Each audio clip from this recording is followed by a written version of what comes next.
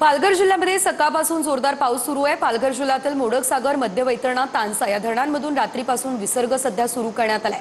त्यामुळे सूर्या नदीला पूर आला असल्याचं पाहायला मिळतंय। या संदर्भात अधिकची अपडेट घेऊयात आमचे प्रतिनिधी विजय गायकवाड यांच्याकडून।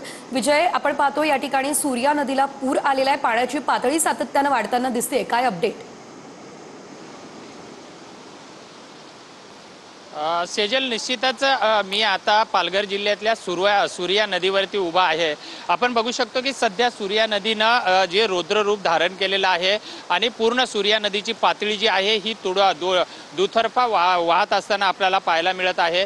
एकंदरीतच जर बघितलं तर पालघर जिल्ह्यामधले जे 3 धरणं आहेत, मोडकसार, मध्य वैतरणा आणि तानसा, या तिन्ही धरणामधला ज्या पाण्याचा विसर्ग जो आहे हा रात्रीपासून या ठिकाणी सुरू केलेला आहे आणि त्यामुळं जे या ठिकाणच्या ज्या नद्या आहेत ह्या इशारा पातळीच्या वर वाहत असताना आपल्याला पाहायला मिळत आहेत। मात्र जी सूर्या नदी जी आपण पाहत आहात, ह्या सूर्या नदीचं पात्र जे आहे हे तुडुंब भरलं वाहत आहे आणि त्यांनी पूर्णपणे या ठिकाणी रौद्र रूप धारण केलं असल्याचंही आपल्याला पाहायला मिळत आहे।